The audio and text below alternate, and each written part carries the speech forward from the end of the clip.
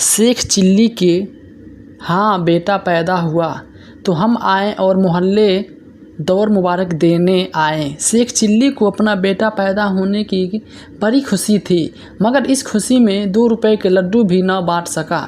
जो लोग लड्डू खाने की आस पर उसे मुबारकबाद देने आए थे, उन्हें बहुत अफसोस हुआ और वह दिल ही दिल में शेख चिल्ली को गालियाँ देते हुए वापस चले गए। लेकिन शेख चिल्ली को इस बात की कोई परवाह न हुई कि कोई दिल में क्या कहता है, और वह उसकी बीवी अपने बेटे की परवरिश करने लगे। जब शेख चिल्ली का बेटा 5-6 साल का हुआ तो दोनों मियाँ बीवी ने उसे स्कूल में दाखिल दिला दिया, मगर इसके साथ ही उन्हें अपने बेटे का नाम फिक्र सताने लगी। उन्होंने अब तक उसका नाम भी नहीं रखा था। ये दोनों ने उन्हें नन्हा कहकर पुकारते थे, मगर अब स्कूल में दाखिल कराने के लिए नाम का होना ज़रूरी था। सलाह मशवरे के बाद उन्होंने अपने बेटे का नाम अब्दुल रख दिया। चुनांचे उस रोज़ शेख चिल्ली का बेटा अब्दुल कहलाने लगा। अब्दुल अपने बाप शेख चिल्ली की तरह काहिल, अहम और सुस्त था। उसने कभी अकल की बात नहीं की थी। काहिल की तरह सारा दिन बिस्तर पर पड़ा रहता। हालांकि उसकी उम्र में से बच्चे खेलते थे। अगर उसे कोई काम कह दिया जाता तो वो सुस्ती से संजाम देता। स्कूल में पहली चार्ज के किसी न किसी तरह पढ़ ली, मगर 5वीं जमात तक जाकर उस उड़ गया। इम्तहान में फेल होने पे शेख चिल्ली ने अब्दुल को खूब डांटा, मगर अब्दुल ने उसकी बातें एक कान न सुनी और दूसरे से निकाल दी। स्कूल में उस्तादों के डंटे और थप्पड़ उसकी गवाह बन चुके थे। एक दिन जमात में नया उस्ताद आया। उसने तमाम लड़कों के नाम दफ्तयाफ्त किया, हर एक मुखालफित सवाल किए। अब जब अब्दुल की बारी आई तो उस्ताद ने पूछा, अब्दुल क्या तुम मेरे सवाल का जवाब दोगे? नहीं जनाब, मैं आपको कुछ नहीं दे सकता, वरना मेरे अब्बू मुझे मारेंगे। अब्दुल ने घबरा कर कहा। उस्ताद भी हंसने लगे। वो यह समझने लगे कि लड़का कुछ ज़्यादा ही अहम है। अच्छा ये बताओ कि सबसे ज़्यादा जंगें कहाँ हुई? उस्ताद जी, हमारे घर में, अब्दुल ने जल्दी से जवाब दे दिया। उस्ताद साहब ने उसे घूर कर देखा और फिर बोले, वह किस तरह मेरे अब्बू और अम्मी को रोज़ाना लड़ते और देखता था और शोर मचाते देखता था। जब उसके जवाब का लड़के भी हंसने लगे, मगर उस्ताद साहब ने पूछा कि मोहल्ले वाले क्यों भागते हैं? शेख चिल्ली के बेटे अब्दुल ने कहा कि वो समझते हैं कि दुश्मन ने हमला कर दिया। हमारे घर में लड़ाई, जो बर्तन टूटते हैं उसकी आवाज़ गलियों की तरफ जैसी होती है। जब मेरे माँ बाप थक जाते हैं तो वो समझते हैं कि तोपे गोले बरसा रही हैं। अब्दुल कुछ अहम लगते हैं। सवाल कुछ से था कि जब जवाब दिया जाएगा।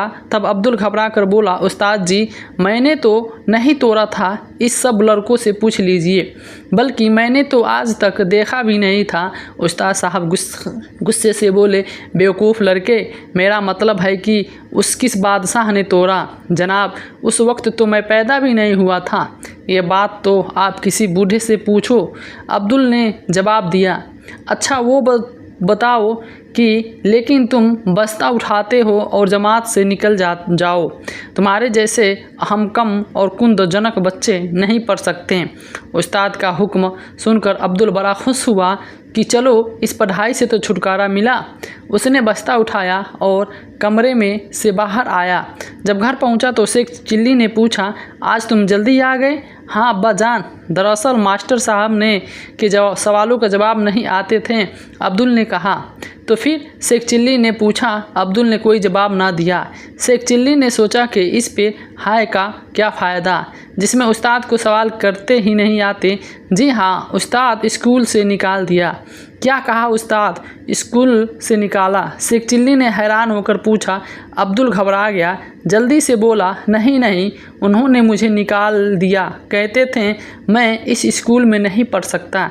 शेख चिल्ली ने कुछ देर सोचा, फिर कहने लगा, अच्छा स्कूल तो तुमने छोड़ दिया, अब कुछ कमाने की फ़िक्र करो कि किस तरह कमाया जाता है। तुझे तो मालूम नहीं? अब्दुल ने पूछा। कल से रोज़ाना मजदूरी पे जाया करूँगा। काम करने के बाद जो कुछ मिले घर आना। दूसरे दिन अब्दुल मजदूरी की तलाश में निकल खड़ा हुआ और बाज़ार में भिरने लगा। वो शीशे बर्तन की दुकान के सामने से गुजर रहा था कि एक आदमी ने उसे बुलाया और कहा, मजदूरी करोगे? अब्दुल ने जवाब दिया, हाँ करूँगा। उस शख्स ने कहा, ये बर्तनों की टोकरी उठाओ और मेरे पीछे पीछे आओ, मैं तुम्हें 1 रुपये दूंगा। अब्दुल ने टोकरी सर पे रखी और उसके पीछे पीछे चल दिए। 1 रुपये मिलने की खुशी में उसका पूरा बुरा हाल था।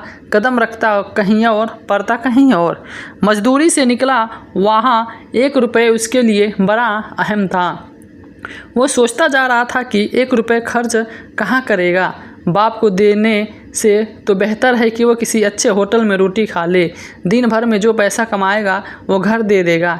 इन्हीं ख्वाबों में वो एक जगह से दूसरी जगह जाकर बैठता और बर्तनों की टोकरी ज़मीन पे जा गिरी और सारे बर्तन चकनाचूर हो गए।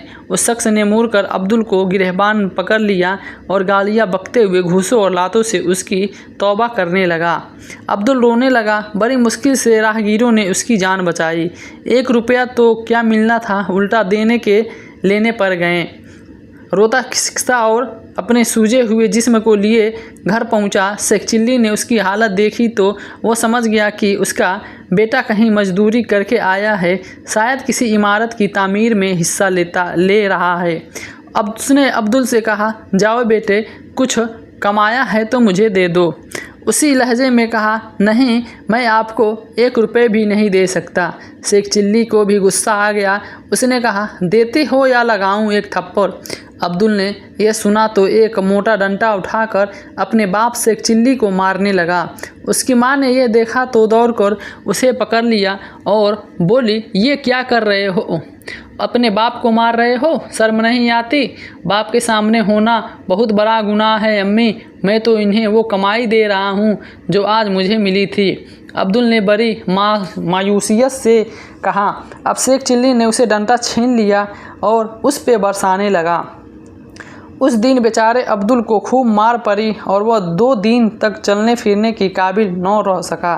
किस दिन शेख चिल्ली ने उसे मजदूरी से रफू चक्कर हो गया और वह शोर बुलंद हुआ, हाय मेरी जेब कट गई, हाय मेरी जेब कट गई, जेब मेरी किसी 1000 रुपये निकाल लिए। शेख चिल्ली के बेटे अब्दुल ने सोचा कि यह काम खूब है, एक आदमी की जेब काटो तो 1000 रुपये मिलते हैं, जेब कतरी मजदूरी से बेहतर है। उसने फैसला किया कि आज से वह जेबों काटा करेगा।